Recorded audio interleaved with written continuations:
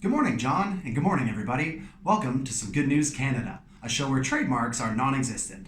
So you can suck it, Krasinski. I'm sorry, Kraninki. Of course, I'm kidding, John. You are creative, funny, and a total jack show. Basically, the American Ryan Reynolds, and we love you for it. Time for some good news.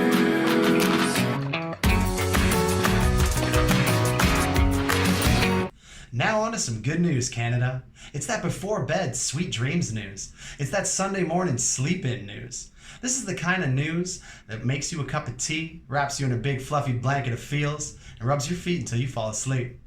And where better to find good news than the true north, strong and free, my home, Canada. Let's get her done, eh?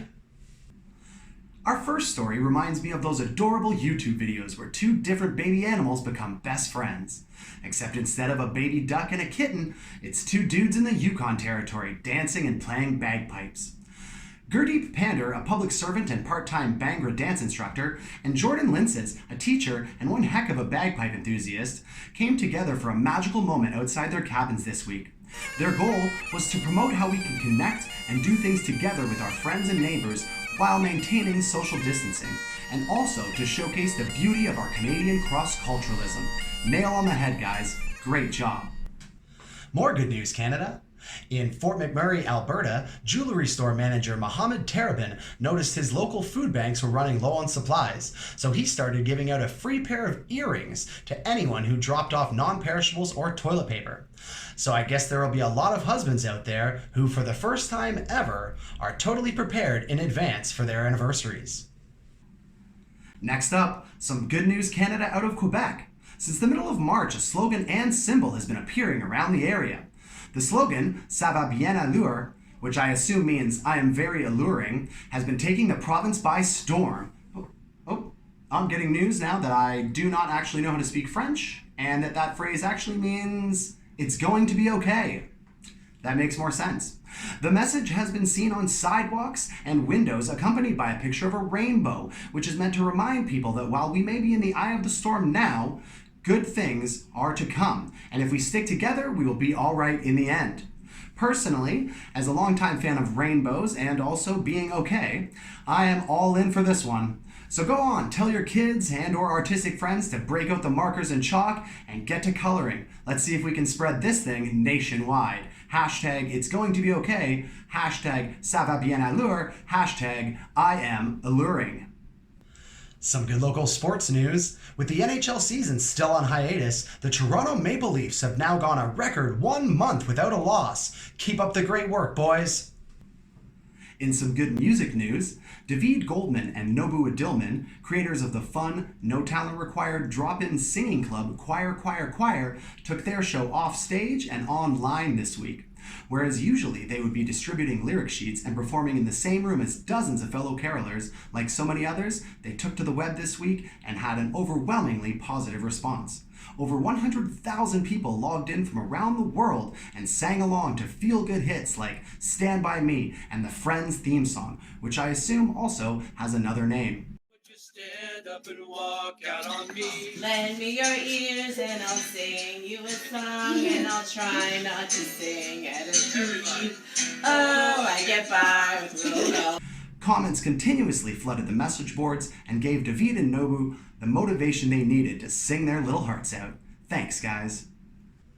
And now on to our Some Good News Canada word of the week, which is caremongering. This is the action of deliberately and relentlessly spreading good vibes and positivity around your community. And in my opinion, it's the best kind, squeezing in just above cheesemongering.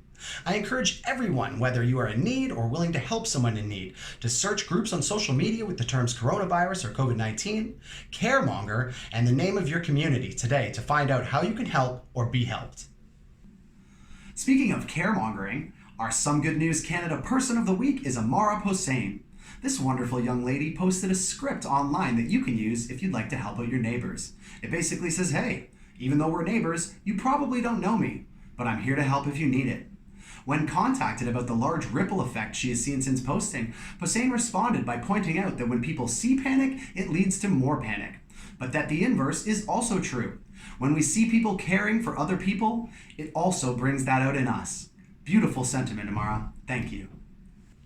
In some good Canadian celebrity news, Seth Rogen has emerged from his hotbox of self-isolation to spread the stay-at-home message, all while looking like Dr. Noah Faulkner after hiding for a year in the biodome ventilation system. He's been staying busy the same way many of us have, by self-medicating and trying to figure out what a jellicle is.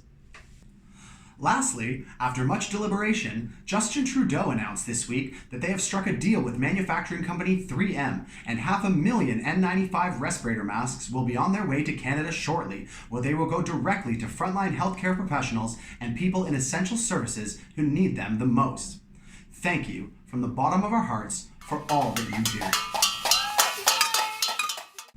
Well, that's it for this episode of Some Good News Canada. I hope it helped to inspire or at least distract you for a few minutes.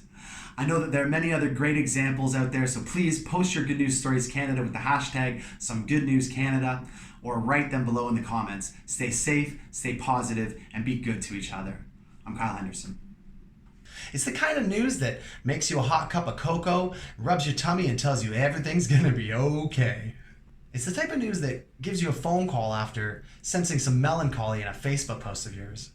It's the kind of news that you'd like to take home to mom and dad. It's the kind of news that knows exactly what you want for Christmas, even though it's not on your list. It's the type of news that lights some candles, drops a bath bomb, and turns on some Norah Jones after knowing that you had a difficult day at work. It's the type of news that doesn't allow you to go anywhere because it's sitting on your lap like an adorable little puppy.